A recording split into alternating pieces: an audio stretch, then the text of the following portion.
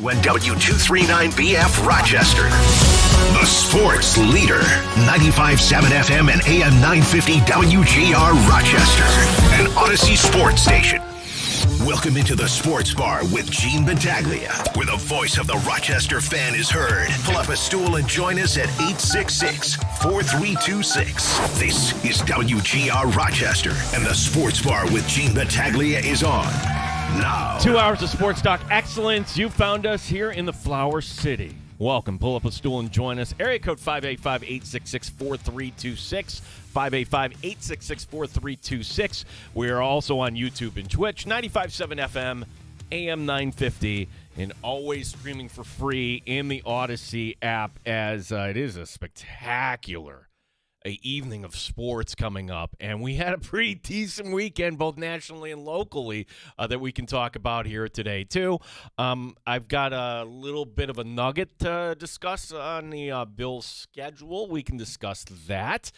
We have a big hockey game tonight, and we have time for your calls. It's the Good Smoke Barbecue and Pub Wingman line at 866-4326. Award-winning barbecue from Good Smoke Barbecue and Pub, 135 West Commercial Street, East Rochester.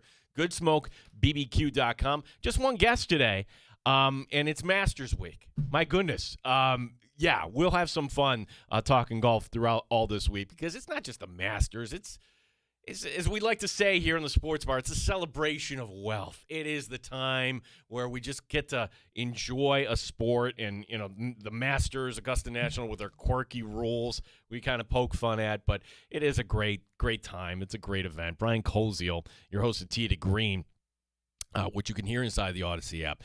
He's also your host for Buffalo Sabres hockey on the Sabres Radio Network. You hear him on the WGR Buffalo platform.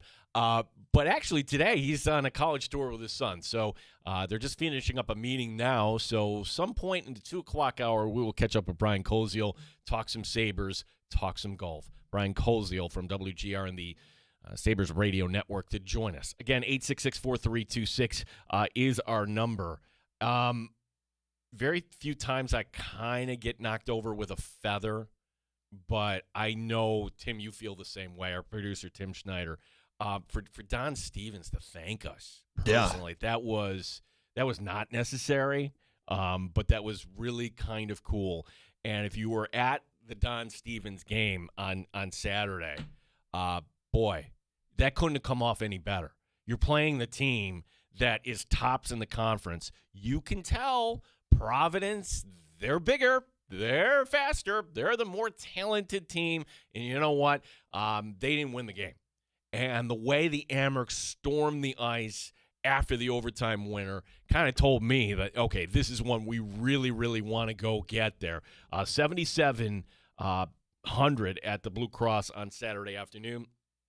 And Tim, you and I were mentioned by Don in his thank you to everybody, which was not necessary, but to have a standing ovation for Don that nearly lasted 2 minutes, that was one of the cooler things here in recent memory coming out of that arena. Yeah, it was a really cool moment. I've worked with him for about 10 years now, and it's been a really fun 10 years, but to do it for 40 and for him to feel good and strongly enough about us personally to actually mention us within that 40 years of success was a pretty cool moment. I got a bunch of messages from friends that were at the game congratulating me for somebody else being congratulated. It was a really cool moment for all of us through the moment of somebody else.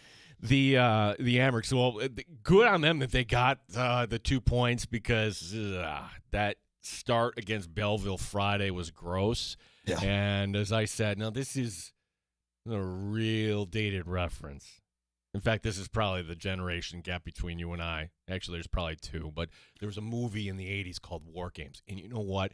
War Games, if you grew up in the Cold War era, scared the heck out of a lot of us, Tim. And the whole system they had with DEFCON 5, world peace. DEFCON 1, World War III. So I don't want to make light of, but it's a movie, right? And so using that analogy, I said, well, we were, for the Amerks making the postseason, we were at DEFCON 5. With Belleville winning, it's at DEFCON 4. So the Amerks still do have 2 games in hand on Belleville. Belleville's 6 points back. However, Utica is only 5 points back, and the Amerks have only one game on hand on the Comets. So that's what I'm looking at right now. I'm not worried about Belleville, even though they won Friday. It's Utica that is a point ahead and an opportunity to get 2 more points. Really, the Amerks have only a 3-point cushion. And considering that tonight we have the oddball Monday night hockey game. Rare. Yeah, very rare. But this is what happens when you have to navigate around in a major market. This isn't Utica or Belleville. This is Cleveland. And in Cleveland, they play Cavaliers basketball, and that arena gets used for other things, and it gets used for American Hockey League games. I would imagine somewhere down on the rung are the Cleveland Monsters. They're not getting the primo dates. That would be the NBA. So you get a Monday night game here for the Monsters hosting the Amerks tonight, and Tim will be pulling the double dip. But the Amerks right now is still, if they control their own destiny, tonight begins this brutal stretch that we've been referring to pretty much all season. 6 of the last 7 beginning tonight are on the road to end the season and the regular season. You do have the one game against this Monsters team coming up in April to kind of break it up a little bit. Why didn't you just stay in Cleveland, by the way? I got to be here to press the buttons. Dude. And I had to be here to talk to you. Dan DeLorean could have easily filled in. You could have stayed down there. You could have taken in the Amerks. Could have been like the lone Amerk fan going, woo! Could have joined Don on the broadcast tonight. Who knows? We all had to get back to work today, so I went down with my dad and my roommate, and it was really cold but really fun. We got 2 games out of it, and they sent us home happy because they won game 2. So yeah, it was fun to be out there though. So the one hit. How many people are there by the end of game 2? I made the joke countless times yesterday. There were at least 3 times more people at the game on Saturday for the Amerks than there were at a Major League Baseball doubleheader. There were maybe 2,000 people there. Yeah, in a 50,000 seat stadium. That's rough. That's really rough, and I don't. Tim, I don't want to pick on the Guardians, but I'm not picking on the team. I'm picking on your fan base. Very fickle. Yeah, no, very that's fickle. fair. Very fickle. You've got to. It's early April in Cleveland. And it was a holiday, so. It's the Cubs though. It's a team that comes in once every the 2016 World Series rematch, which nobody's left from on either team. That was painful. Yeah, very painful. Maybe you don't want to relive that. I went to one game in Cleveland, and it was also in April, but it was late April, and it was a Sunday against the Mets. Mets end up winning. And I'm like, well, where is everybody? Well, the Cavs are playing that afternoon. I want to say LeBron was still there at that point. The Cavs played yesterday too, so that probably contributed. Probably contributed to it. So, but you could actually hear. I mean, for folks who've never been to Cleveland, it's a short drive, right? 4 hours, and the plaza outside, you could hear the noise inside Progressive Field where the Guardians play. So, did you buy Guardian gear? Did you load no, I have all the Guardian stuff I could ever desire. Did they is everything pretty much all the former logos? Are they all canceled or? No, there's still there's few and far between, but there's a limited selection of Indian stuff still. Okay, I was just wondering how that all kind of, because when I went, they were still known as the Cleveland Indians at that point, and they had hats from every era, and I was like, wow, this would be and that is one team. It's not the Red Sox, right? It's one team that, hey, they've changed their logo, they've changed their look, they've done this. And I was just curious, are they actually recognizing the former team name? 866-4326 is our number. So if you'd like to talk Amerks hockey, you went to the game on Saturday, by all means. That was a special afternoon. And the thing, when we talk to Mike Leone tomorrow, it's a reference point. Reference point being that if you can do that, and the Amerks did outplay Providence, there's no question in my mind. First period, probably not. Second period, definitely. Third period, yes. And then on overtime. You could do that against anybody for a game. So even Laval. Providence is the team that has more points and the better record than Laval Rocket. So to me, I think at least that gives you a little bit of hope. Because Friday night, it was not fun logging on and just, I'm like, I have to put down the phone and walk away. just people that had it, losing to Belleville. This team's not going to make the playoffs.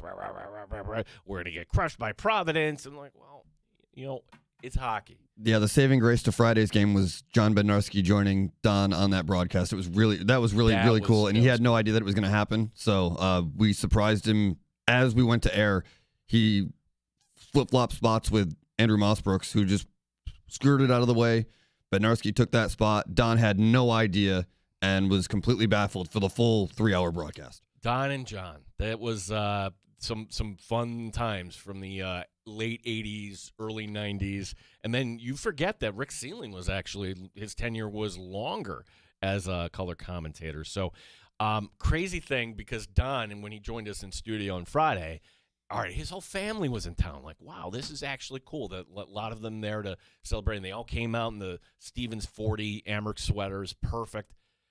If Don had to get on a bus to Cleveland on Sunday. So he is doing the game tonight. Amerks in Cleveland. I would assume Mossbrooks is there as well. So the two of them, Amerks in Cleveland, 7 o'clock for the coverage tonight. Hey, that's one of 3 things tonight. Sabres on WCMF. Sabres hockey. Now, the news today, let's see if we can get an update on this. Tage Thompson was not at the morning skate. So where did that come from? The Sabres, that was a letdown with a capital L, wasn't it? And I don't know, Alex Lyon, and then you put in Colton Ellis, Colton Chaos, as our buddies in Buffalo call him. To me, that was just, hey, we made the postseason, kind of letting down a little bit on Saturday. But when you add it up, the Sabres have lost 5 of their last 7. I know there's a few loser points in there, whatever. But to me, that's a little bit concerning. Let's see what happens here tonight. Sabres can get the season sweep of Tampa Bay, and everything might be okay when it comes to the Sabres and the postseason seeding. But now there's also a scenario where Montreal could jump both of them. Can you imagine that? And it'd actually be the Canadiens, and then you would end up with Buffalo-Tampa, round number 1. Hockey is the one sport where I think the opponent matters more than the home ice. So winning the division, to me, I would definitely rather have the division than and face a wild card. Even though that wild card team is going to scratch and claw just to get in, whether that's Boston, Columbus, Ottawa. Looks like Detroit is falling. With Detroit. I haven't watched Detroit Red Wing hockey outside of a Sabre game, and that was one on Saturday where we're like, okay, hey, the way this is all working, why not just have this on and doing chores around the house and everything? And the Rangers actually get the Sabres into the postseason thanks to that win. That's why the game for Buffalo did not mean anything. Just 5 games left for the Buffalo Sabres this regular season, beginning tonight. And again, Sabres and Lightning, that game you can catch on 96.5 WCMF. There's another thing going on tonight. How do we feel about Michigan and UConn? Now, I know your family, and my wife's best friend, her family, the same thing. They would, insert joke here, rather do this than ever wear the maize and navy blue or cheer for anything Michigan. And I get that. I can totally respect that. I'm going to take this from a different angle. And the angle is old man angle here from the Big East of yesteryear. Because it's not the same in football. With the Buffalo Bills, if the Bills are your favorite team, okay, you're not all of a sudden the Bills get knocked out, be like, you know what? I want the Patriots to win the whole thing because that would represent my division, the AFC East. I'm sorry. If you're a Steeler fan, you're not cheering for the Ravens if they make the Super Bowl. You get my point. But for some reason, and I'm not alone on this, growing up, it was always, hey, Syracuse is knocked out. But my gosh, I'm beaming with pride. The Big East has 3 teams in the Final Four, St. John's, Georgetown, and Villanova. This is fantastic. We have the best brand of basketball. And that never carried over for me to the ACC. I don't give a hoot about the ACC. I'm sorry.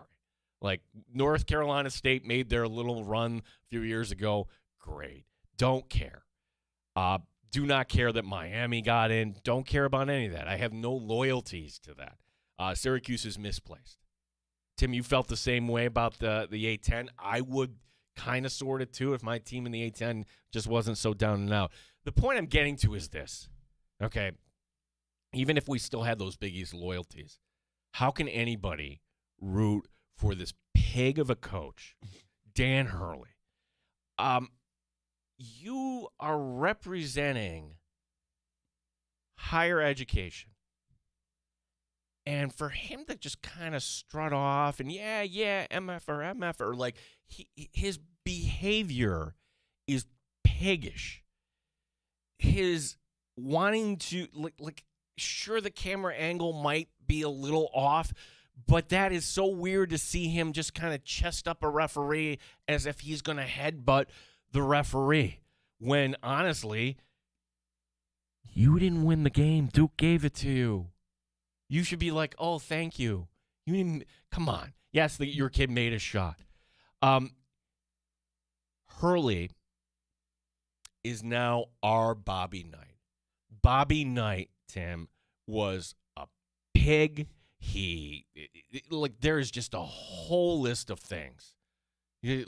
Look, like today he would have been canceled. Look up Connie Chung interview with Bobby Knight. I remember that. Bobby Knight. And he's representing a school. Now, I don't know what Bobby Knight got paid, but I do know what Hurley gets paid since it's a public university. He gets the most. He is the highest paid employee in the state of Connecticut, and you act like a pig. But maybe it's just something in Connecticut. Can I just put that out there? Because what on earth was that Gino Dawn Staley chest up thing? Like, I was watching that here. Oh, like, what are you doing? Now, I had to kind of dig through this, and if you missed that, to me, shame on you, Gino, because that completely overshadows the whole women's Final Four. It did. Did you know UCLA actually won yesterday? Maybe you did, maybe you didn't. Did you know that UConn had an undefeated record heading into that game against South Carolina? Maybe you did, maybe you didn't. But that was a semifinal that felt like it should have been the final, but that's the way the brackets were kind of laid out. And apparently, this is what I can kind of deduce, and tell me if there's anything you can add here, Tim. At the beginning of the game, Gino is at center court while the players are warming up, and he's waiting there for a handshake.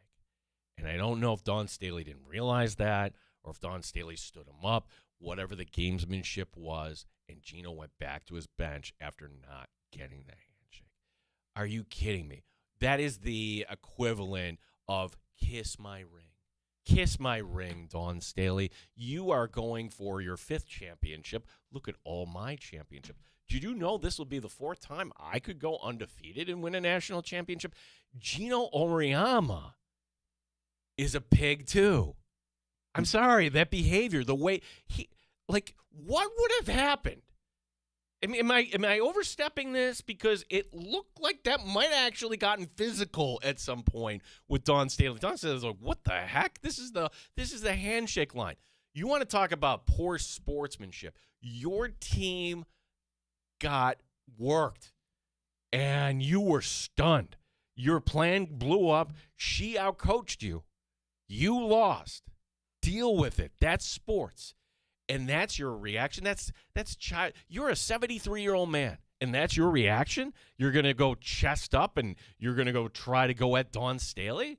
Now, my disclaimer here, I don't think Dawn Staley is, like, she's got her kind, but they all do, I guess. Maybe that's the point here.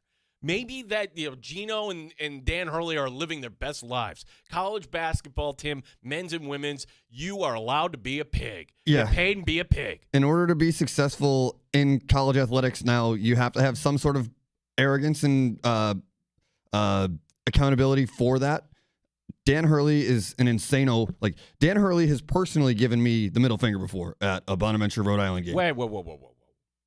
He was the coach at Rhode Island back in the day when I was there. And wait, wait a second. Okay.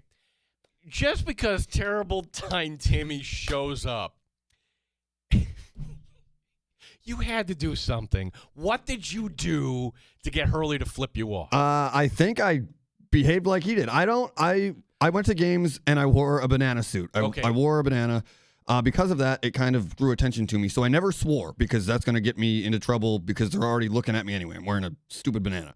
But I never swore. And I think because of that, like I was actually just jawing him uniquely and intelligently rather than just throwing F-bombs at him. I think I got under his skin. I clearly got under his skin enough because he gave me the middle finger, but I don't remember exactly what I said. But it was at halftime, and we had done a very good job in the first half, and I fired up Dan Hurley enough for him to react to me. So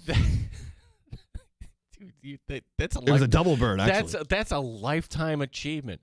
Now, true or false, you, as the banana man at Bonaventure, got thrown out of a game. I was indeed thrown out of a game and actually arrested for it because I went back into the game. So I got arrested for trespassing when I went back in.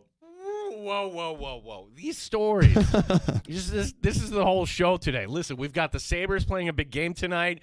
We got Don Stevens Day. I've got some Bills talk here coming up. I'm more interested to know how you – okay, let's start at the beginning. What did you say to the official to get thrown out? Bonaventure's playing who? They're not playing Fordham. You were not getting – No, it was a LaSalle. It was an A-10 play-in game back when the top seeds or the higher seeds hosted the first-round games. I think it was the 8-9 game to go to Atlantic City, which is where the tournament was played back when I was a student there. We lost in overtime to LaSalle, and I take blame for that because I was not there to rev up the crowd and the fan base and the players. So you were what? You were suspended? No, I was kicked out of the game because they said that I was. I in my student hearing after the fact, they said that I knocked over 3 people, and this, mind you, I'm 120 pounds at the time.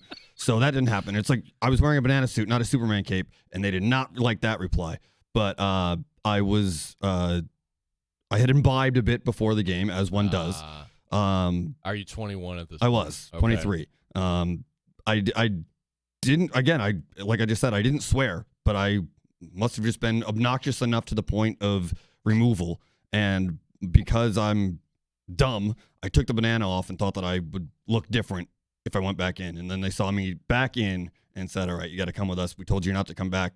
And instead of just sending me home, they did the whole 9 yards of an arrest. So you had to get a mug shot? No. It was just a. Did you have to pay a fine? I think it was $75. It was stupid. It was basically, hey, you're a kid, grow up, learn from this, and move on. But yeah, it was 100. And then you had to have like the dean was there. We do not like those. The student hearing was more obnoxious than the actual court stuff because they wanted to like scold me and shame me for something that I really didn't. Like all I did was go back into the game. Like not a big deal. I should have not done that. Clearly, sure, fine. But it's really not that big of a deal. Dude, you could have. I took my glasses off too because the brain was working overtime that day. Yeah, well, now you know why he has 2 nicknames: Terrible Take Timmy, also Terrible Time Timmy, and that would be a terrible time if you're getting kicked out of the game and then you have this bright idea to re-enter, dude. That's on you. That is. Like the first one I could understand, like, all right, like you're kicking me out and officials don't like getting shown up, particularly by somebody that's dressed as a banana. But it's too bad that you didn't get kicked out with Dan Hurley flipping you off. That would have been. My seat was rearranged that day, but I take pride in that moment. Well, we have confirmation. Brian Cozy will be joining us at 2:25. So we'll talk a little Sabres, a little Masters with Brian.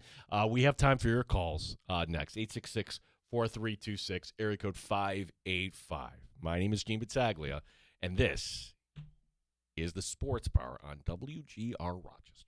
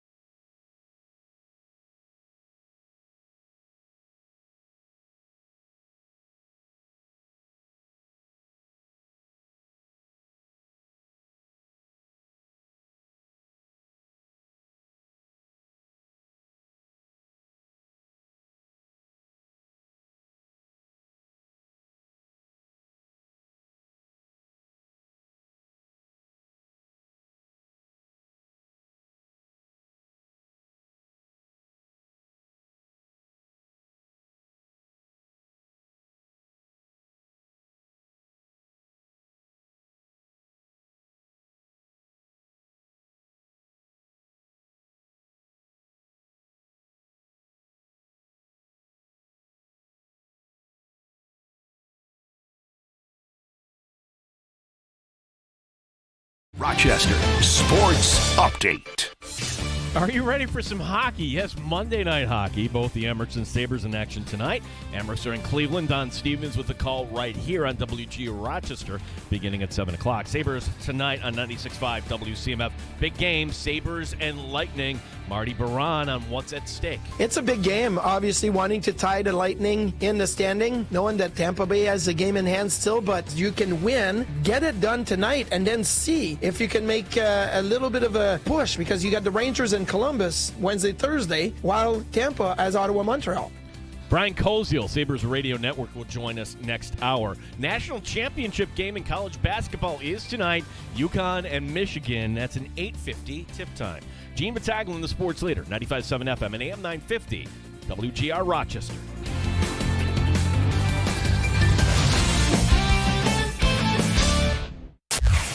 The best local sports talk in the Flower City. The Sports Bar with Gene Battaglia on the Sports Leader. 95.7 FM and AM 950 WGR. Rochester. You can also write to us on X. I'm at Gene Battaglia. Our producer Tim is at Womp Thump. Don't ask me why. Did Womp Thump, this is Peter writing in, nonchalantly drop a Dan Hurley story from his Bonnie days? Yes, he did. And it only is fitting that you would find yourself in that situation. But that's before really everybody had a phone videotaping everything at every moment. Yeah, I'm sure it was broadcast on some sort of secondary network. Like ESPN Plus didn't even exist back then, but right. I'm guessing it was like CBS Sports maybe. Somebody has to have video of like Hurley but maybe he's done it so many times. My take is that he's a pig and that I'm actually pulling for Michigan tonight. Because I like, wow, you're chesting up the official after Duke gave the game away. How impressive. Dropping F-bombs at the podium. Like, stop. That's your state. That's your coach. That's your women's coach. Peter, appreciate you listening, and thank you for writing in. You can write to us at WGR Rochester. You can leave us a comment. YouTube and Twitch, we are broadcasting there. Not exactly Bills news coming out of Buffalo. However, little nugget there, courtesy of the Buffalo News and Pete Guelli talking about the stadium. And I don't think it's a shock that the Bills have put in a request that not only do they want to open up at home here in 2026 for the regular season, they want to open up at home in prime time. And you better believe this is going to happen. The NFL, well, first of all, even if it weren't a new stadium, you have Josh Allen. And last year, that brought in numbers. That was one of the games of the year, really. Bills and Ravens, week one. And what a roller coaster of a year it was for Buffalo. We might have ignored a lot of the warnings there and learned from that game that you gave up 40 points to the Ravens in the season opener. But this year, all right, well, do you run that back? Here are the opponents that the Bills will face at home in 2026. Now, this is the year where the Bills will play, you get 17 games. They play 9 on the road. It's over here somewhere. Oh, Tim, you were on Cleveland. 9 times. You were on Cleveland time. Yeah. They play 8 regular season games at home. They'll have the extra preseason game. Yippee. The opponents this year, let's review: Chiefs, Chargers, Bears, Lions, Ravens, Patriots, Dolphins, and Jets. Now, do we cross off the Ravens, knowing that they came here last year, and then we got this nugget that the Ravens will be playing the Cowboys in Brazil? But unlike last or 2 years ago in Brazil, and I believe last year too, they're going to play this week 3. So that's not going to be the opening Friday night game. So it is theoretically possible that the Ravens could be coming to Buffalo week 1, but I'm not sure if they're going to go back to the rematch card on that. Ravens with a new head coach, Bills with a new head coach. Maybe that's an interesting storyline. So the Ravens is still a possibility. I'm going to cross off the Chiefs, where that would be, wow, that would be a way to kick off the season, would it not? But Clark Hunt, owner of the Chiefs, said at the owners' meetings last week that his team won't be in the season opener at Seattle. That Seattle game being on the Wednesday night after Labor Day because of the uncertainty surrounding Patrick Mahomes. Now, you better believe I would actually be stunned if Mahomes wasn't out there week 1, but you can't say that for sure. And it would be a letdown if Mahomes wasn't ready to go in September. So I predict that the Chiefs are going to have this super softy, sweet opening to their season where, hey, let's make sure that the team is home and we'll schedule the Raiders against them or some other team that's not quite ready to win. You could win with a backup quarterback just in case Mahomes isn't ready. So also, too, even if Mahomes were ready, I would think you would save that for later in the year for sweeps. That's when usually you will see, if you ever notice, it's always in the October, early November timeframe when, hey, CBS gets that. Maybe it's NBC this year, Mahomes Allen. You save that for later in the year. I'm crossing off the Jets and Dolphins. Yes, the Jets, New York market, but people in New York don't want to watch the Jets. And Peter, and for all our Jet fans out listening, congratulations. You deserve that. I'm not saying that to be mean. Like, saying that we went through this too. Like, if you're going to have the drought, own it. Now you don't have to say, hey, us and the Buffalo Sabres, the Sabres making the postseason, the Jets at 15 years coming up, the longest drought in professional sports. So I'm not going to say the Dolphins. I'm not going to say the Jets. That would leave, Chargers, Bears, Lions, Patriots. Do they give the Patriots a week 1 primetime game? I'm thinking the Patriots open up at home. I'm thinking that they would open up at home. They earn that, and that would be a tough assignment. So you give them kind of a nice stop. You maybe have them open up at home against the Jets. Yeah, week 1 road divisional as your prize for losing the Super Bowl would be interesting. That would be cruel. And I think we did the process of elimination with the Seahawk opener, with the Chiefs getting bounced out. Really, the Bears, to me, stood head and shoulders above everybody else. I think the Bears are actually going to end up in Seattle. Just my prediction on that for week 1, which would leave the Lions or the Chargers. And the Chargers are competitive. The Chargers play in Los Angeles. But to me, the NFL really doesn't matter. You can have Josh Allen in Buffalo, and they're going to pull a big number. Lions and Bills. And the Lions, you'll recall, did not make the postseason last year. The Lions really can't squawk if they get sent to Buffalo week 1. Hell, Baltimore got sent to week 1 last year. I think it's the Lions. I think Detroit and Buffalo, not on Monday Night Football. You put that on Sunday Night Football. You put Dan Campbell on one sideline, and you put Jahmyr Gibbs, and, that would be a brutal way to open up. I feel like, okay, how's this new look defense look? Again, this is Buffalo News reporting that the Bills' desire is to open up at home week 1, which on primetime, which would make sense. There's a note today out of the NFL. Dexter Lawrence wants a new deal with the New York Giants. He's really good. He's one of the best defensive tackles in the league. And could the Giants, in theory, be this fun team this year that could, maybe not challenge for the division, but get into the postseason? Sure. Why not? Year 2 of Jackson Dart, and I don't know where Cam Scatterbo is in his but you get Neighbors back. There should be some excitement around the New York Giants. Yeah, this is he wants a new deal, but if he doesn't get a new deal, he's requesting a trade. The line here is the number of years remaining. He's got 2 years, $20 million remaining on his current contract. Look, if you're the Giants and you could get a decent first-round pick coming up, and by decent, I'm not saying end of the first round. I'm saying top 15. I'm still probably not doing it. Dexter Lawrence doesn't have that much leverage here. And if I'm a GM in the NFL, I'm not handing out contracts with 2 years remaining. 1 year, sure, let's talk. Because if there's 1 year remaining on, say, James Cook, it probably serves you and the player, hey, let's not wait till March. Let's get this done now.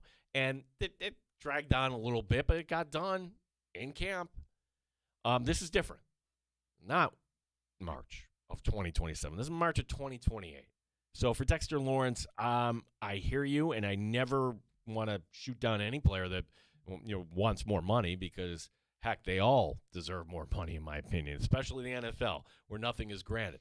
But it's worth monitoring because I think now Lawrence, the playbook. He'll not go to the OTAs. There might be some mandatory stuff he'll kind of skip, and then will he be ready for Week 1? That's kind of the storyline here.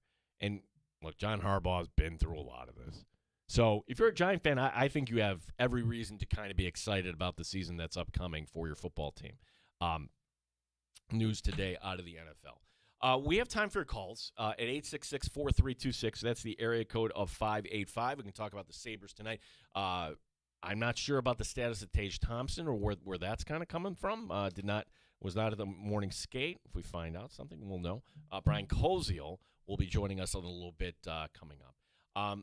I don't know if he had time with the 4 hours out to Ohio and 4 hours back, but terrible take Timmy with eyes bloodshot, disclosing that he once got the double bird from Dan Hurley. I'm sorry, after you did that, the show's been all downhill from there. I can't top any take or anything after learning of that story, but we'll have Tim's take coming up next. Your calls as well. My name is Gene Battaglia. This is WGR Rochester.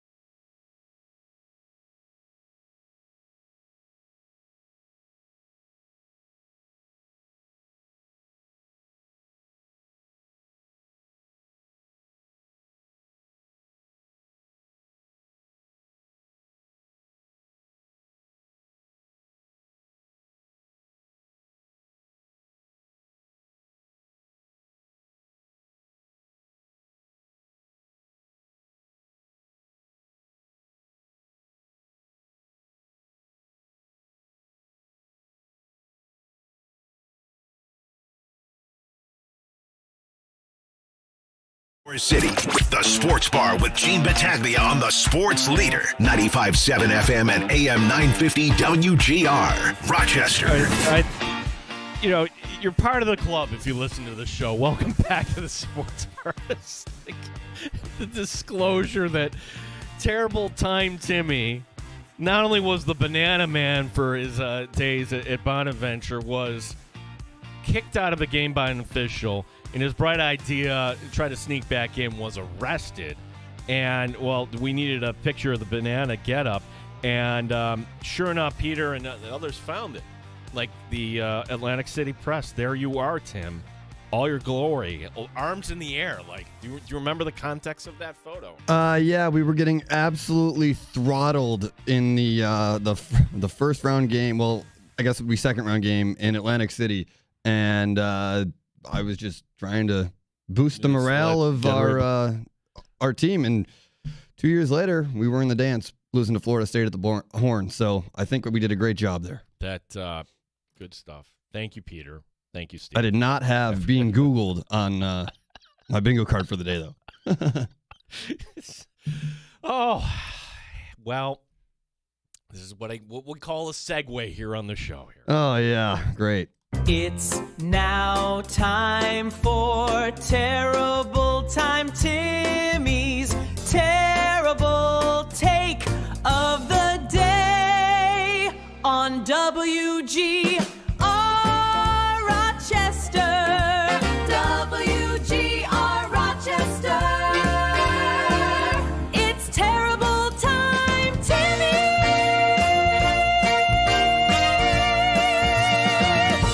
One of these days, the management for the actual WGR is going to listen and like, oh, yes, I forgot we have this show in Rochester. No, let's what's his name?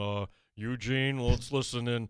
What is that? Like, it does not fit. Well, anyways, until they say no, we're going to continue to do what we do here. Tim, Lucky us. Lucky us. Okay, actually, ironically, I was going to bring this up without sharing the anecdote that we've discussed for the last half hour or so. But Dan Hurley and I have had words before. Dan Hurley is arrogant. He's a jerk. He doesn't really provide many positive. I can't say many positive things about him other than he knows that he's good. I must say that in a sense, I respect the way he behaves because he knows how good he is and he proves it year in and year out. I think that they win pretty handily tonight, and I think that he is the reason why. The players obviously are going to win the game, but he is the way that he molds that university. Like, he decides how far this team goes because of how brash and how much bravado he has. He does not care that he is a jerk. He does not care that he's an ass, and he knows how good he is, and that is what allows him to behave the way that he behaves. So it could just be as simple as he's got a bunch of 19, 20-year-olds, right? Ballpark. And he grew up, so Dan Hurley, like his dad, Bob Hurley, was legendary high school St. coach. Anthony's. Yep. Yeah, like one of the best all time in the country in terms of high school coaches. And so you grew up in a home that literally from the get-go, you're being coached and you're watching and everything. And for folks who don't know, Dan Hurley, the funny thing is, like, Bobby Hurley for Duke was such a punk. His brother, such a punk. And it all kind of fits. And here we are years later talking about Dan Hurley. There's got to be a line, though. If I am the president of a university, I'm sorry, I don't want my head coach dropping F-bombs. When you're on the court, fine. But when you're off the court, can we have just a little bit of decorum? And Bobby Knight never had that, and seems like Dan Hurley. But we're all going to have to give Dan Hurley his flowers if he actually pulls it off. If you haven't noticed, Michigan's really, really good. They are. Michigan destroyed Arizona. Just get out of here with that. So to me, to me, it'll be Michigan tonight. And for everybody that had Michigan in their bracket, good for you. Sticking with basketball, and you could say, well, I'm not into the WNBA. That's fine. But to have, like, somebody that has cachet and get them traded, I think is a story. Like Angel Reese led the league in double-doubles last year. And you could say, the whole big thing with me-bounds or whatever. That cracks me up. Just not a rebound. It's a me-bound. She misses the shot, gets her own rebound. It's a me-bound. She put the trademark on me-bound, by the way, and good for her. Apparently, everything I read about the Chicago Sky is that they are a joke of a franchise. Like, the WNBA has many issues. And you would think, like, one of those issues should be, okay, if you have a bad owner or bad this, that you should kind of shore things up. Well, they haven't gotten around to that in Chicago yet, apparently. So that was a divorce that was headed, and 2 first-round picks going to the Atlanta Dream. So Angel Reese, where I'm thinking that she's going to go down to Atlanta, and actually it's going to kind of work well. And I kind of like Angel Reese. I always thought she knew her role, and she played it perfectly in those years against Caitlin Clark. And she has made a name for herself, and I think that is a good news start for her, certainly. We'll take a break, and then we will have more of your calls. Brian Colziel will be joining us. We should also mention, too, that there's a contest going on here. Boy, my gosh, coming up on Thursday, we're only going to be 2 weeks away from the draft in Pittsburgh. How about that? Well, as Pittsburgh prepares to welcome the nation to the unofficial beginning of the football season, the city's kickoff celebration will begin with an unforgettable invite-only night of music. The night before takes place on Wednesday, April 22nd at the Rivers Event Casino, featuring Jason Aldean, John Morgan, and Shane Profit. Visit Odyssey.com/thenightbefore to enter now for your chance to win this national contest. Prizes includes round-trip airfare, 2-night hotel stay, and 2 tickets to the show. Again, Odyssey.com/thenightbefore. 585-866-4326 is our phone number. Join us next here. Gene Battaglia with Tim Schneider here on WGR Rochester. So much action, we couldn't fit it all in one.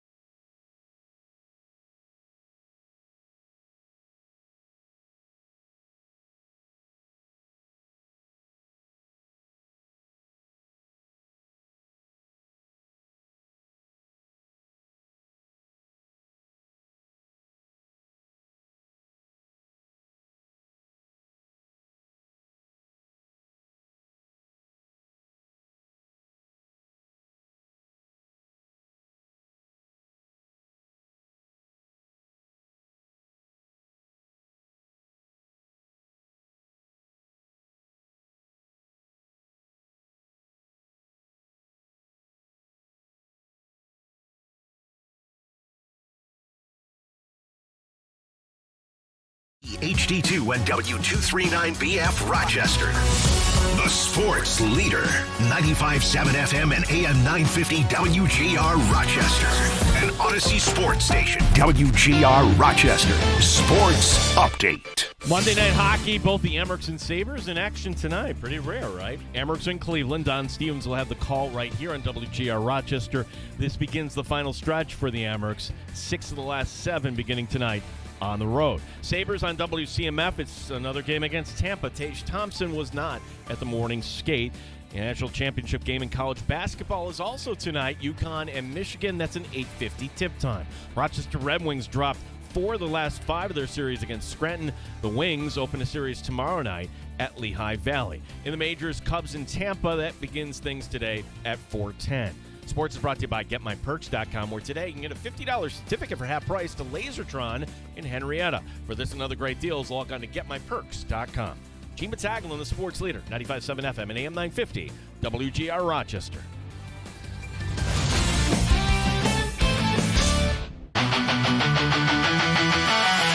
up a chair, stay for a while. You're in the sports bar on WGR. Grab a drink, hang your coat, get sports talk. Live from Western New York. It's a master show. 9 times better than your typical host. 9 times. Gene and Tim have takes much hotter than most. No one cares when you're out. Sabres! Bills, Americans, Red Wings, and Nighthawks. Sports bar for Rochester Sports Talk.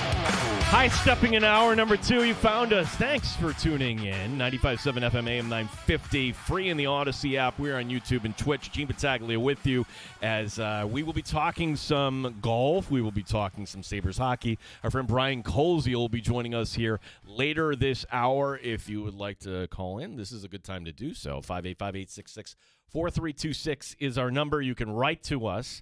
Our handle at WGR Rochester. Okay, that's interesting. Michael Malone is the new head coach for North Carolina. They did get a name. So Michael Malone, the former head coach for Denver. Whether it'll work or not, don't know. But Carolina, you got yourself a name. There you go. Nate Oates had pulled himself out or was never interested. Who knows? But it is going to be the former head coach of the Denver Nuggets getting the call at North Carolina.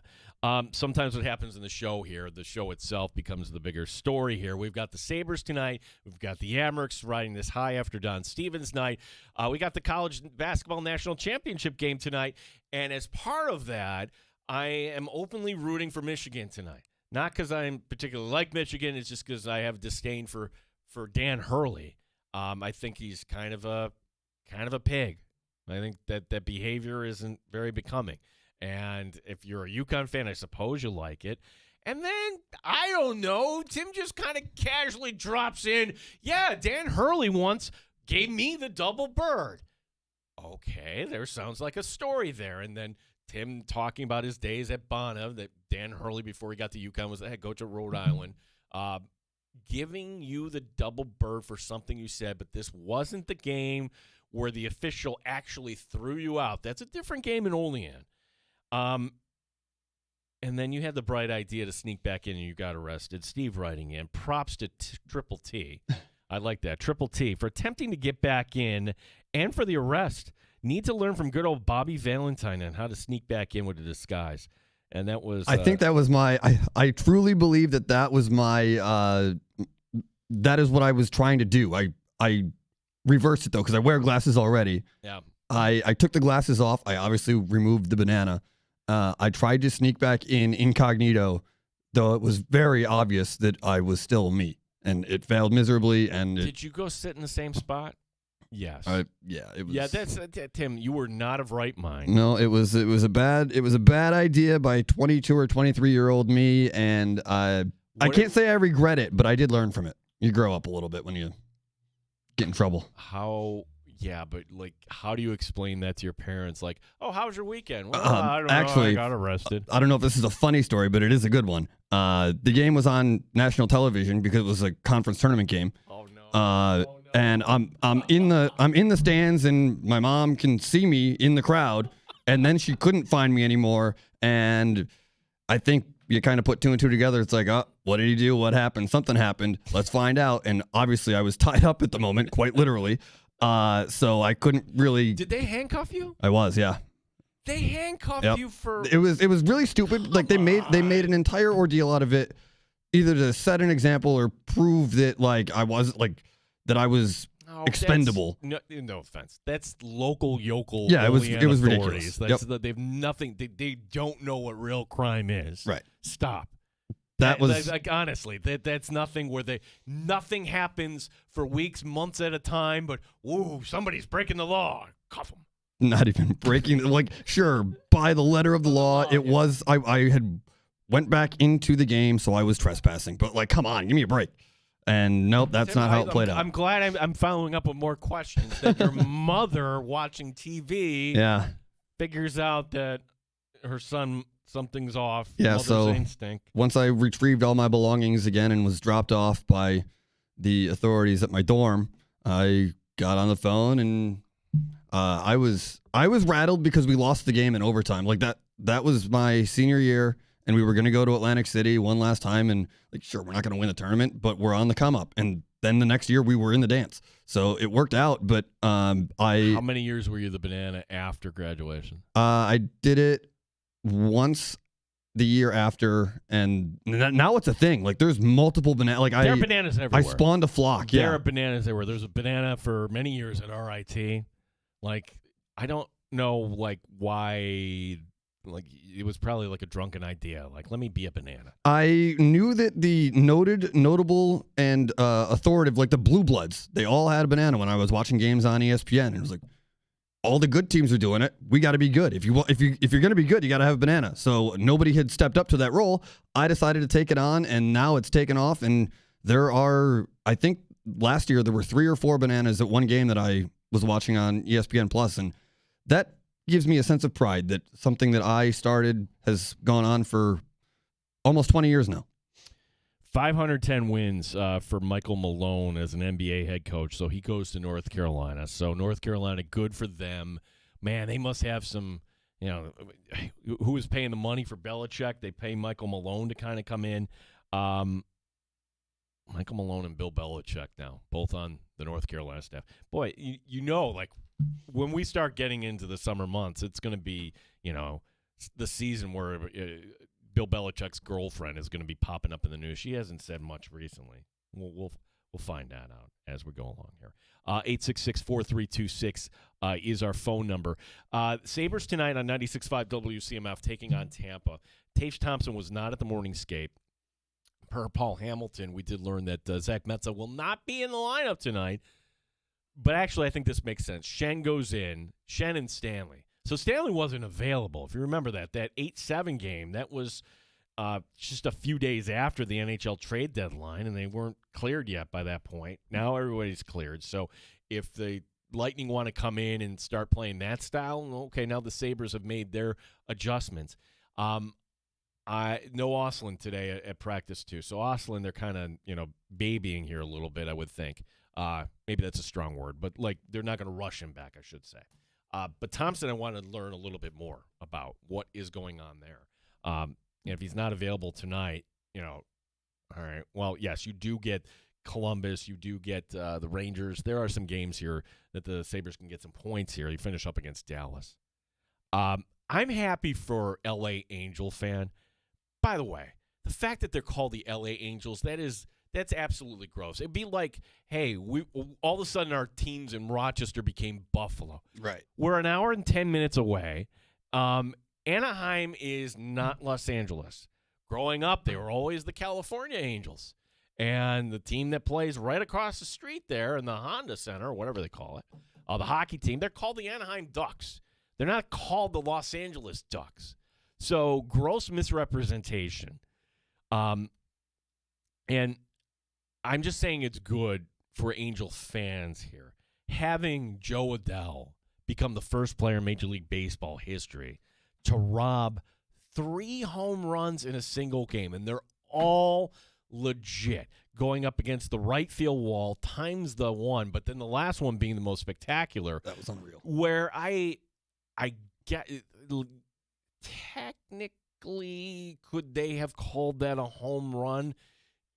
I don't think you overturn it because he lands completely in the front row. But it's this. I love myself a good shot in sports photography, and that shot from the backside of him holding up his glove in the air like it's a fist, say, I got it, and people going crazy, fans going crazy, and everybody's being respectful of his space, allowing him to make the play going into the stands. I'm happy for the 5 Angel fans that live in Rochester. Tim in San Diego being one of them, but he's not in Rochester. But this is the point I want to underscore about the Angels. Back to the Los Angeles Angels of Anaheim. Now they're just the Los Angeles Angels. Baseball doesn't have a labor issue. They really don't. They have an ownership issue. When we get to the end of the season and you're going to have these owners bitching for a salary cap, but you see how it's done with certain franchises.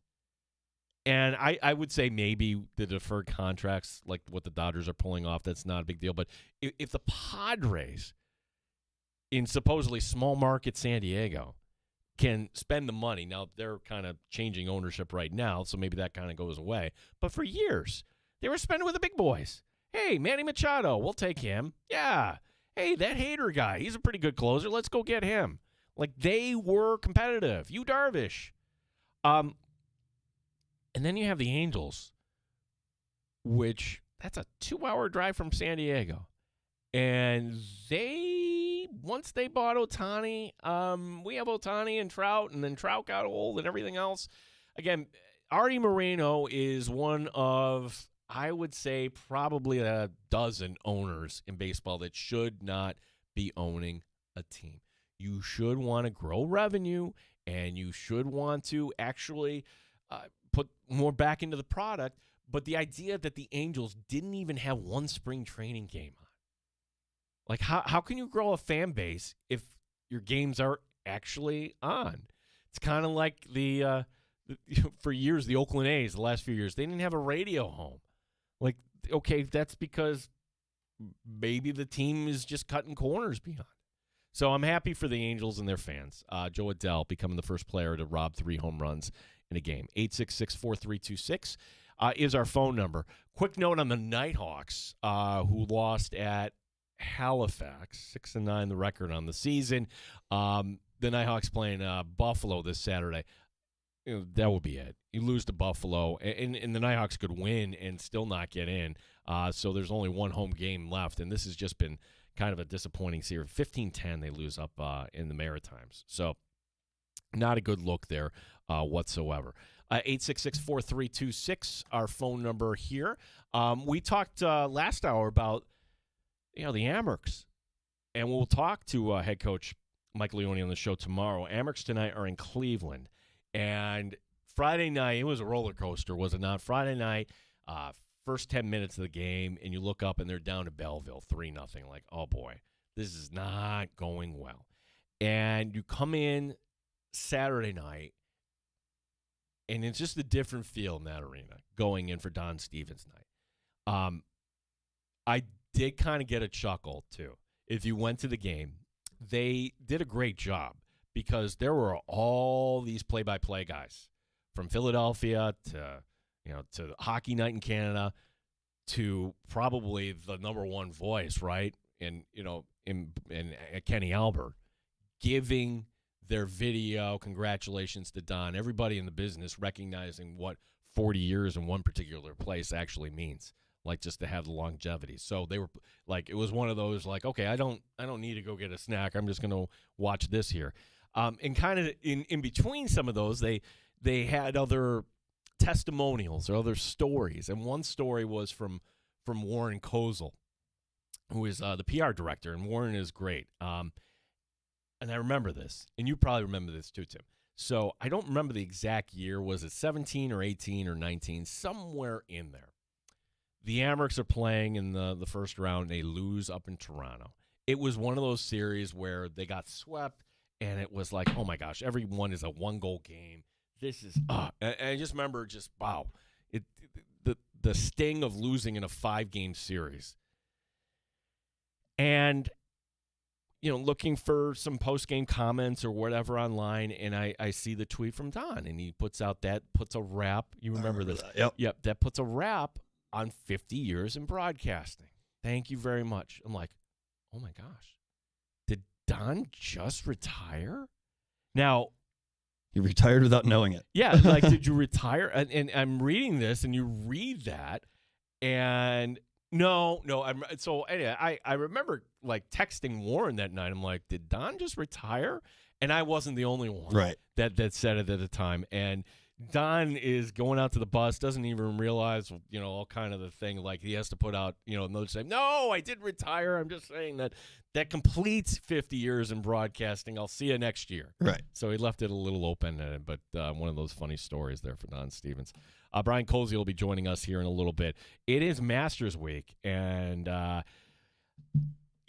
Tiger, no Phil Mickelson, does not matter, in my opinion. It's the Masters, and the talent on the tour today, it's great.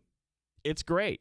And seeing like what we went through this time last year with Rory McIlroy. Now, Rory, following this, man, he went from having everybody on the palm of his hand to some of the behavior after the other majors. But Rory at the time, to get the monkey off his back and to break down in tears as he's putting that one in, that's the stuff that Augusta National sports fans just love.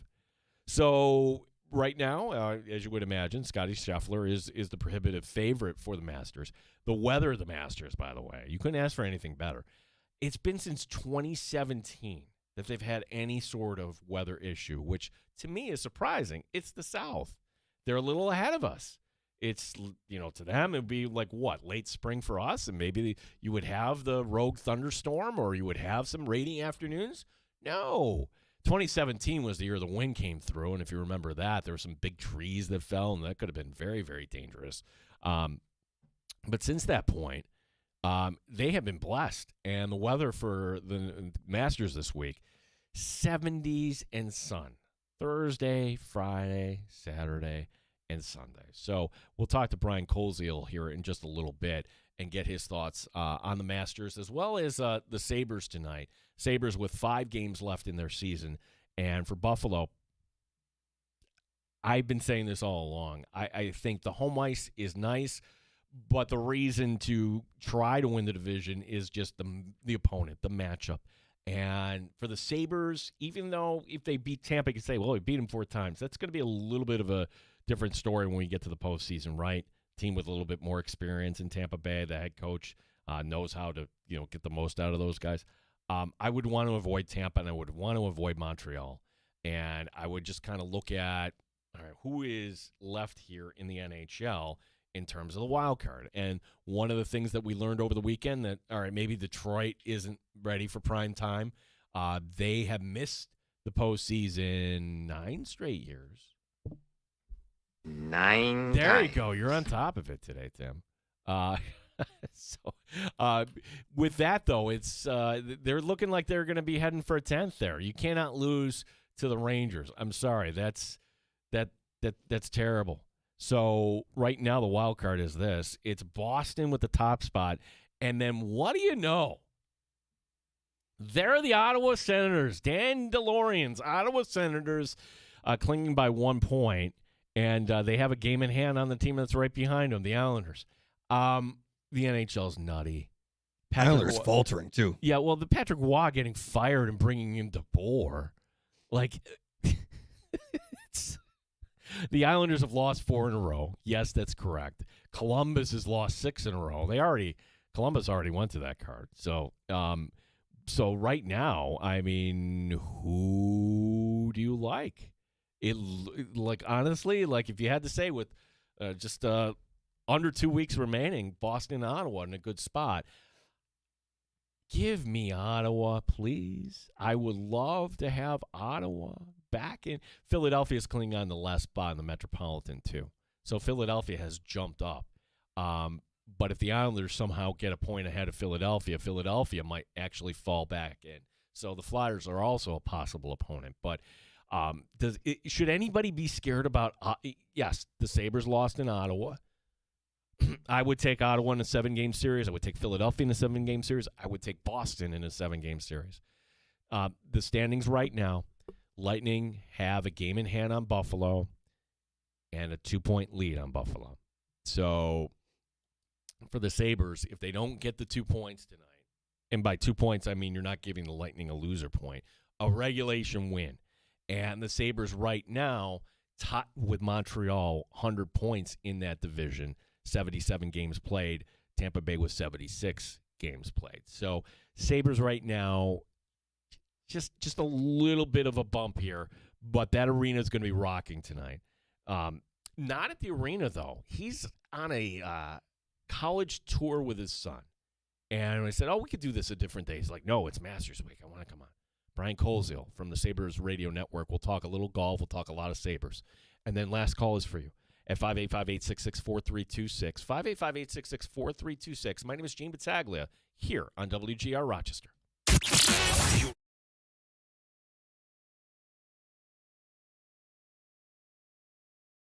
AM 950 WGR Rochester. Hey, it's Gino here for Window Nation. Spring has arrived, and it's going to be a great time to open your windows. And wait, your windows won't open easily? They leak when it rains? They have cracked glass? They need repainting again?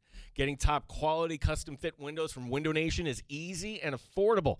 And right now, during the More You Buy, the More You Save sale, you can save up to 50% off all your windows. Plus, get them with 0 interest for 5 years. During uncertain times, one of the best investments you can make is in your home. In fact, experts report that windows retain 80% of their value.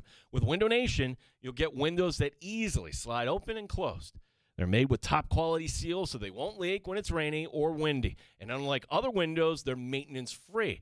They're so good, Window Nation stands behind them with a lifetime warranty. And they're rated A+ by the Better Business Bureau.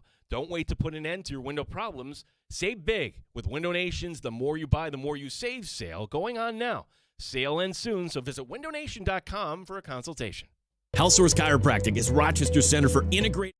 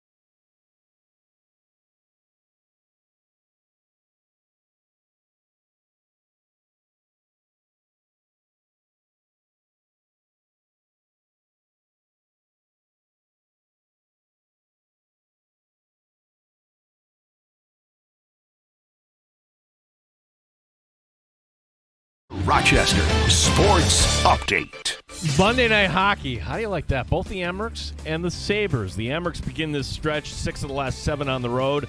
Cleveland, the opponent tonight. Don Stevens will have the call coming up at 7. Sabres and Lightning, another round tonight. Marty Baron on what's at stake. It's a big game, obviously wanting to tie the Lightning in the standing, knowing that Tampa Bay has a game in hand still, but you can win, get it done tonight, and then see if you can make a little bit of a push, because you got the Rangers in Columbus Wednesday, Thursday, while Tampa has Ottawa, Montreal. Sabres tonight on 96.5 WCMF. Tage Thompson was not at the morning skate. We'll talk to Brian Koziel. He hosted Tee to Green, and as well as the Sabres Radio Network. Brian joining us next. Of course, you have the national championship game in college basketball tonight, UConn and Michigan. Gene Battaglin, the sports leader, 95.7 FM and AM 950, WGR Rochester.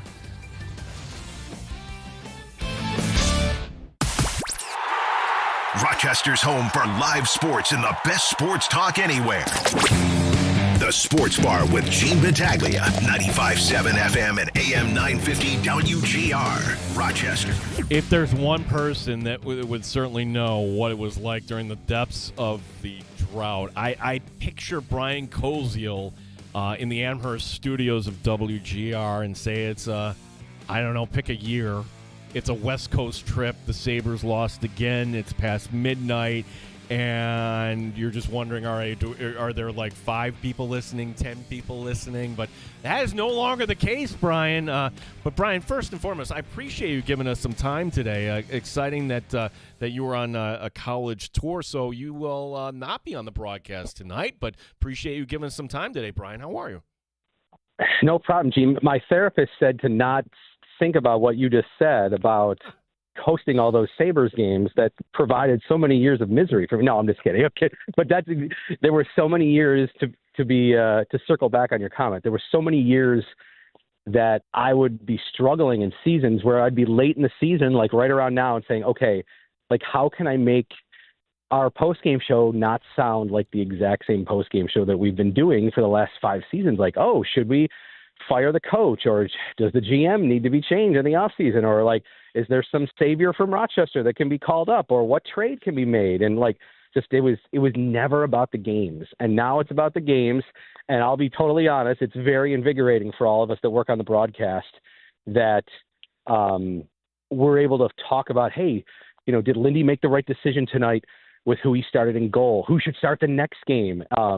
Why does the power play look good tonight? Maybe why didn't it look good? Like all these sequences during the games that actually matter. Like, oh, he can't believe they took that penalty there. Like all these things that for a long time didn't matter because they were in last, and they were in last by a mile, and it didn't even matter. So that portion of it is so much better. So that's been for the handful of us that work on the broadcast every night, like that's been really, really nice to have that aspect back to our broadcast. Yeah, and tonight I'm saying a rematch. I mean, it's a divisional opponent, but you're one of the not just the game of the year in the NHL, Brian, one of the best regular season games in Sabre history, I can say, after you came back multiple times, 8-7. Looking back at it, how would you describe this last matchup we had between Buffalo and Tampa Bay last month? I thought, and I was hesitant to say it that night because, of course, we all get recency bias when we watch a sporting event. We're like, oh, that's the best ever or the best since whatever. And you're in the building and you're caught up in the moment, and there was so much intensity with the fights and the goals and the huge swing changes and leads. Where Buffalo led by 3 and then Tampa would lead by 2. And like there was so much emotion involved in that beyond the fact that they were tied for first in the division that late in the season. Afterwards, I was just having the discussion on air. I'm like, is this the best regular season game in KeyBank Center? Now I was carefully to word it that way because there could have definitely been some games in the old odd where the games were maybe had more meaning in the standings, or even just those Sabre teams were stronger. But you look at the standings, they were 2 teams tied for first. The fact that the Sabres were up 3-0 and then trailing 7-5, and the swings of emotions with the fights in there. Plus we had some buildup coming in with how there was some extracurricular activities from the previous meeting between Buffalo and Tampa when they played that game on the road. And it lived up to the hype times a million for sure. So I still kind of look back at it and say, you know what, in KeyBank Center, which is 1996 on, I probably would have to say that's the number one regular season game in that building. It was just tremendous. Brian Koziel, your host for Sabres Hockey, as well as Tee to Green. We'll get some Masters questions here for you too, Brian.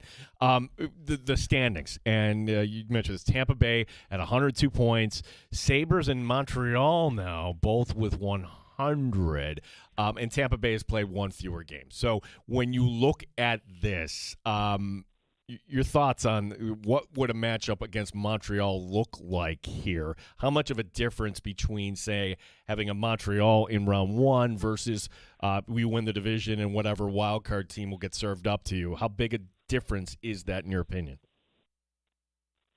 I think there's a decent difference. I think for the Sabres tonight is massive.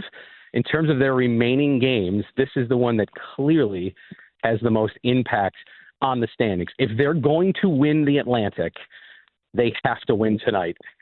I don't want to say it has to be in regulation, but I feel like it's important to win in regulation. Can you still win the division tonight if you win in overtime or in a shootout and you gain a point? Yes.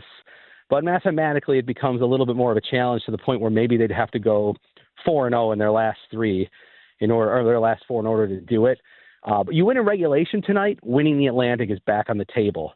Tampa does have the one less game played, but Tampa has to play Montreal on Thursday in Montreal. That's not going to be an automatic win for them. The Sabres' schedule the rest of the way is, I'll call it fairly mild. You're playing a Ranger team who's been eliminated for a while.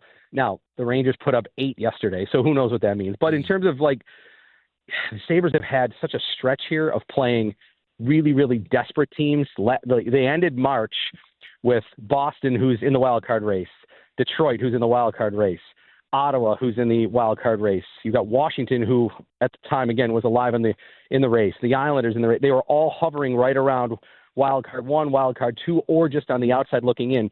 After tonight, it lessens up a little. You've got an eliminated Rangers team, an eliminated Chicago team next week. Dallas, who's going to be just locked into their second spot for the regular season finale.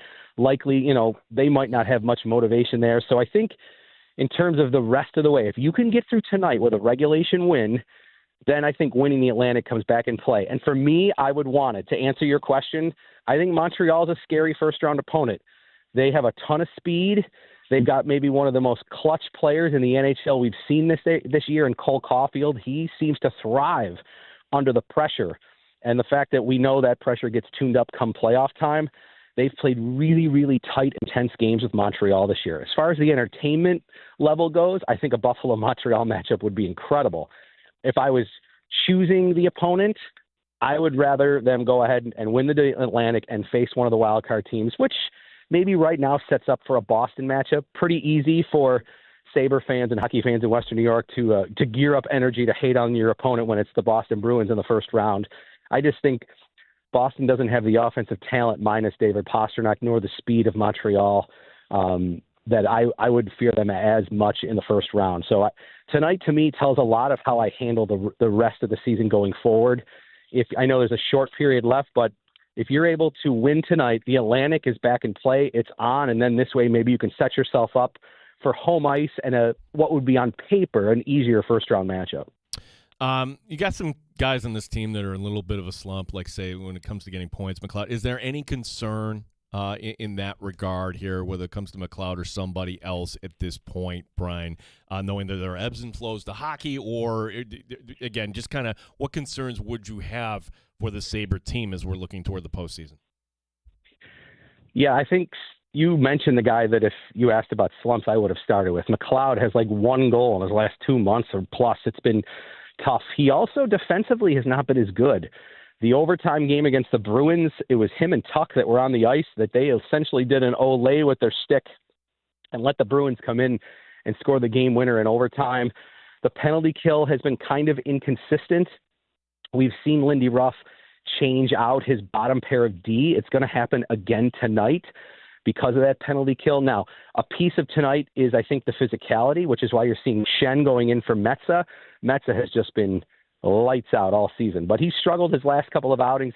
Incredible that we went so long without him giving up a 5-on-5 goal. It was back to October before he has now given up some 5-on-5. He's given up 3 goals in his last 2 games, which, again, this happens to defensemen, but amazing that it went all the way back to October, the last time he was on the ice for a 5-on-5 goal against. So Metsa comes out, Shen comes in. I think it's because of the physicality. I haven't loved Logan Stanley. I know there's some that would say his physicality, his presence defensively in front of the net is valued, and I do value that.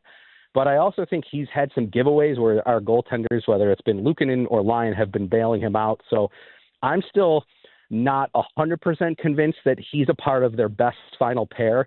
But the fact that he's not coming out at all makes me think that Lindy Ruff wants him in there for the playoffs come postseason time, where he'll be out there, whether it's with Metsa or whether it's with Timmins. We haven't gotten to see Kesselring at all. He must not be 100%. Well, we know he's not 100% healthy, but maybe he's just not up to the point right now where Lindy Ruff feels comfortable having him out there. So defensively, the back end of the defense are struggling. Alex Lyon has struggled a little, although the last game which he was pulled, those 3 goals against on the 5 shots, I wouldn't necessarily say any of them were blatantly poor in terms of a goal against. They were screens and they were bad coverage and things along those lines. So Lyon has struggled a little. McLeod up front has been even just if you will let me make a blanket statement about just the power play being inconsistent. They're right in the middle of the league. It's nothing to be alarmed about. But when their power play does not score, it looks bad. It looks like a bottom 5 power play unit when they don't score. So that's probably something, too, that you come to the playoffs. We know that there's less calls. When you do get a power play, it's so valuable to be able to take advantage of it. So Buffalo's got to get a little bit more consistent with that, too. Yeah, the 5-on-3 didn't look quite right either against Washington. Brian, when we talk to you this week every year, it's I mean it's a joy to talk Sabres hockey, meaningful Sabres hockey. We have the Masters coming up. And I guess the story for the Masters is what a difference a year makes, because this time last year we're talking about Rory. He finally breaks through, and then everything that happened with Rory. But here we are again, and you're kind of like driving distance. Are you going to you didn't think about trying to get down there at all, or you'd have to know somebody at this point. I would take it. I know. I said I made this college visit trip with my son back in December when the Sabres were in last, and I was like, ooh, who knew that I was going to take off a Tampa game for this? But I've only missed one other game all season, so I'm like, oh, I'm going to get to do 80 of the 82, but would have been a good one tonight. Thanks to Derek Kramer ahead of time for filling in for me tonight.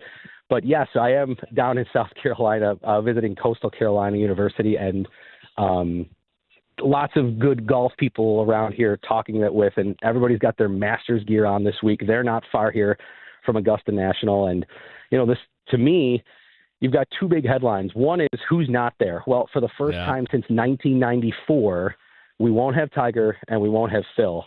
They're both out for a variety of reasons, both of them not golf related, which is too bad. And just a sidebar, because I know you and I love talking Ryder Cup. For as dominant as Europe has been, and Luke Donald coming back now for another term as captain, this was supposed to be like the glory time for the United States and the Ryder Cup with their captains. Like, these were, I think, were probably the PGA of America had envisioned that they were going to go like a decade straight with Woods and or Mickelson as the captain. Mickelson had always been kind of lined up to be the best paid captain last year. It didn't work out. Obviously, he went to live. He's got his other off-the-course things. Tiger now has all his off-the-course things, his physical state not being in a good spot. So, I mean, there is a chance that Tiger Woods and Phil Mickelson, who are the face of United States golf for 25 years plus probably, may never captain the Ryder Cup. And we won't see them play. I didn't think either of them would win this week in the Masters, but to have them there, we know makes part of this week so special. And it'll be the first time since '94 that both of them will be absent. It's funny. Like, if I said, hey, is 3 years a long time ago? I would say, no, not really. Like, Phil Mickelson finished tied for second 3 years ago at this event. So, I mean, to me, it's a little bit of a bummer that Lefty won't be out there. But, Brian, like, it's going to be beautiful. Like, I don't know who they have a deal with to get the perfect weather always. 70s and sun for all 4 rounds, the 90th Masters. Brian, but, like, the live guys here. Question about that as we kind of wrap up here. DeChambeau, 3 top 10 finishes in the majors last year. Is he the best of the bunch coming out? It's not a big bunch anymore coming over from the Live Tour here. I think he has to be the guy. I mean, last year we know he had the chance down the stretch with McIlroy, couldn't get it done with his irons. I still think that's a problem for him. He has issues controlling his irons, sometimes over-hitting them, over-spinning them, over-hooking them. A big key to success at Augusta National is knowing where to hit it on the green and where not to miss. And if you can control that, that usually sets yourself up to be successful, to shoot a good score. We know he's going to be amazing off the tee. We know the fact that I'm going to get fined by the folks for saying rough. There is no rough there. The second cut. There is no rough.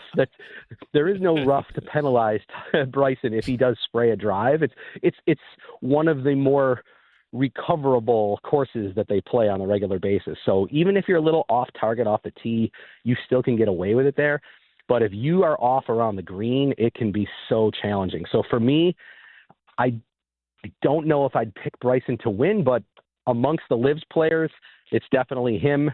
And let's not forget Brooks Koepka, even though he's had success at Augusta National, at least being in contention, he's not a Liv player anymore. So I maybe would put him next after DeChambeau if I still want to kind of clump him in the Liv group.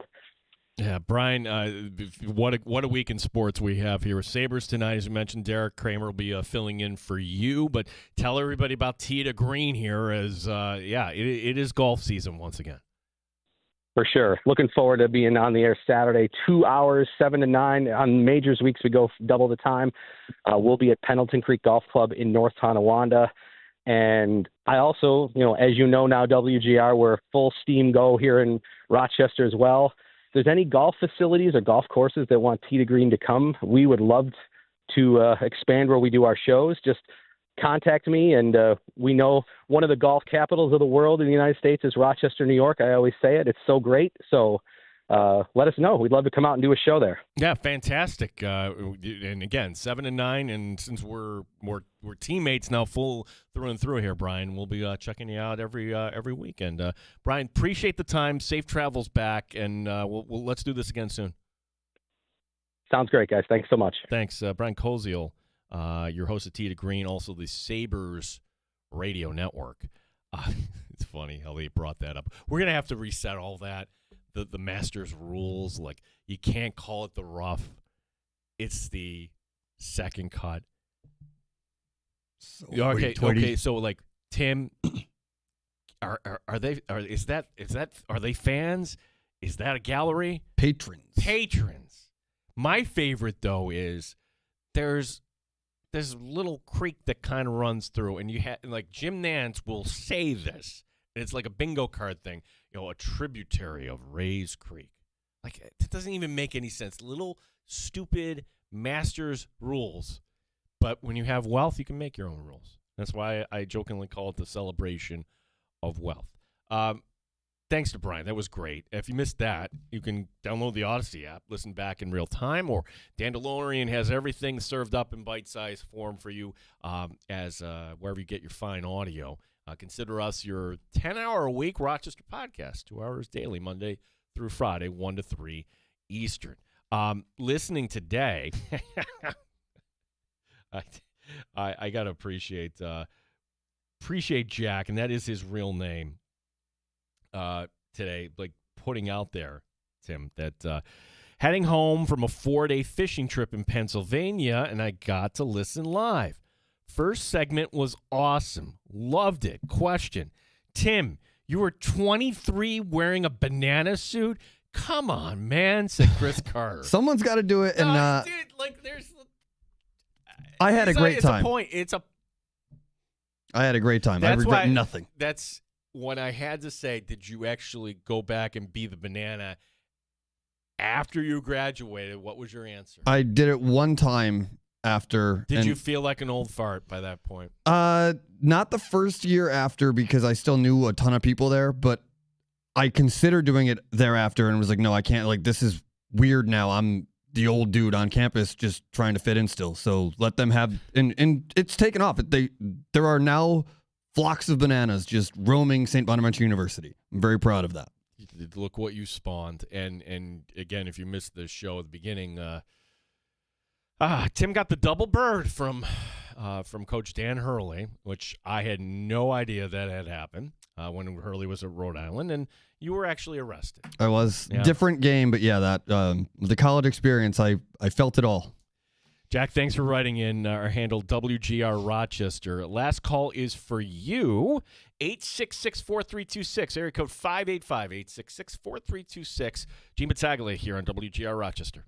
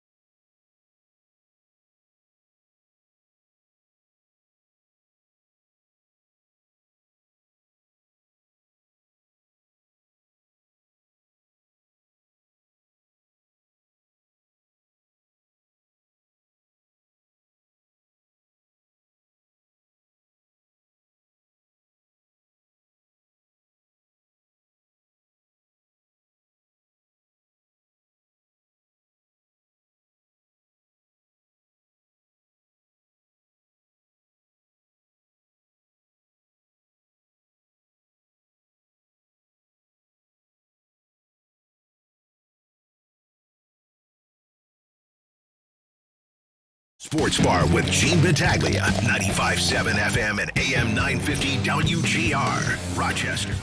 Friend of the show, Brendan McDaniels, who does a lot of Bonaventure games on ESPN Plus. Caught the end of the story with Tim. I have to go back and listen to the app. Yeah, I didn't expect Tim and the banana suit stories, but honestly, those things I never knew about you. As I was familiar, I had heard the story that you got thrown out. I didn't know that you got arrested, and I didn't know certainly the Hurley story. But it's an interesting kind of angle too, because we've all been there. It's like, hey, when you graduate, the show's over. I'm not gonna name names, but like wherever you graduate from, whether that's high school or college, you just know person that is still there and still kind of living the dream, right? That they're still kind of involved. Where I don't know, a lot of us kind of move on, right? Those first couple years out were really fun to go back to, but once you lose touch with the people that are there, like St. Bonaventure is the best place I've ever been. It's a cult. But I can't disagree with that. Yeah. But it's the people that make it, not the school is awesome, but the camaraderie that you have with the classmates is what made it. Well, yeah, for me. like when the people aren't there, you don't want to be like the old guy, like roaming a college campus. Yeah, like that. Yeah, they have 1 day a year for that. It's called homecoming, and then but see, then I always feel uneasy because whenever you go to homecoming, there's always the ask, It's like, hey, yes, that occurs like, weekly. It feels like. That's it. 15-year reunion this year, though. Might make it up for that. Jeez, you're making me feel old, buddy. 866-4326 is our number. Hey, Juan Soto just landed on the IL. So 2 to 3 weeks, soft tissue, and that's kind of like in football. That's a very common thing. The beginning of the season, before you get calloused up, and it's also a common thing too when you're playing baseball in 40-degree weather. Although the Mets were out in San Francisco, wasn't that bad. The Mets taking the last 3 of that series. They're coming back home tomorrow, and this is a trend in baseball I can get behind. That if you look at the forecast and they're saying, whoa, in Cleveland, say for instance, coming up tomorrow, it's going to be cold. All right, let's play this game in the afternoon. So they moved it up tomorrow afternoon. I want to say to 1 o'clock. The Met game they moved up to 4 o'clock. Now, the Red Wings this week, they're out of town. They're playing at Lehigh Valley, also known as Allentown. Why do they have 6 night games? Are you serious? Like when the Wings come back into town the following week, it's Buffalo on tax day on the 15th. I looked up the schedule. That's a Wednesday afternoon, 1:35. That feels right? It's like, hey, and if you didn't get to do opening day, and not many people did, unfortunately, that's a good redo, right? I don't understand like why a lot of teams just, if you're not making the big revenue off the TV or radio in the evening, just put the game in the afternoon where actually people might come out here. Those Thursday day games are my favorite. 11 o'clock, and you got the whole day in front of you. Yeah, and I totally understand why you've got to have some night games, but I would put every Sunday game on a Sunday. Some of those games on AAA, like what are we playing at 6 o'clock on a Sunday for? It should be 1 o'clock, and granted, it does get a little hot in the summer, I suppose. Tomorrow on the show, we're going to get back to the Buffalo Bills. Matt Perino, Syracuse Post-Standard and the Shout podcast. I texted him this yesterday, Tim, and maybe I'll put this out before he comes on the air. He was on the front page of the Boston Globe sports section yesterday, for those that still read a newspaper. Or online, and certainly you can see it. This was from the NFL owners' meetings, and there was some sort of the way this kind of works. Picture a room, and there's just a bunch of tables, circular, and like head coaches sit down. They have their little nameplates, and you want to talk to Joe Brady. Okay, I'm Sal Capaccio. I'm going to put my microphone in front of Joe Brady, and it's a little more of a casual setting, right? And so Mike Vrabel walks by, and he grabs the Joe Brady nameplate, and he crumples it up. Rivalry. Well, like, wait a second, what? And he's laughing, and laughing in the background is Matt Perino. Matt Perino sees us the whole time. Big smiling face and like, hey, happy Easter, buddy. And so the story by Ben Volin of the Boston Globe will bust his chops on that. Yeah, that story, by the way, we were bringing up last hour about the Bills' desire. This was actually the story from the Buffalo News, but now getting a hold of it, King aggregator himself, Michael Florio from Pro Football Talk, putting it out there that the Bills want to open up at home.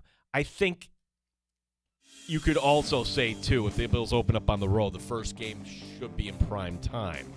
That would be kind of the way to go there. Prime time game, whether that's week 1 or week 2, Sunday Night Football. Sign me up. Also on the show tomorrow, Michael Leone, head coach of the Rochester Americans. He's a little busy right now, getting ready for tonight's game. Amherst in Cleveland, and Don Stevens beginning the final stretch in the regular season for him. 6 of the last 7 on the road. Don will be on the call tonight. He's not going to Springfield and Providence, though, so that'll be Moss Brooks on that. Sabres tonight on 96.5 WCMF. We'll do this all again tomorrow. Maybe we get a Michigan championship. We all can kind of smile about it. I would love to see Hurley lose. Show up in the Bulldog coming your way next. My name is Gene Battaglia for Tim Schneider, and this is WGR Rochester. You're in the Sports Bar with Gene Battaglia on the Sport.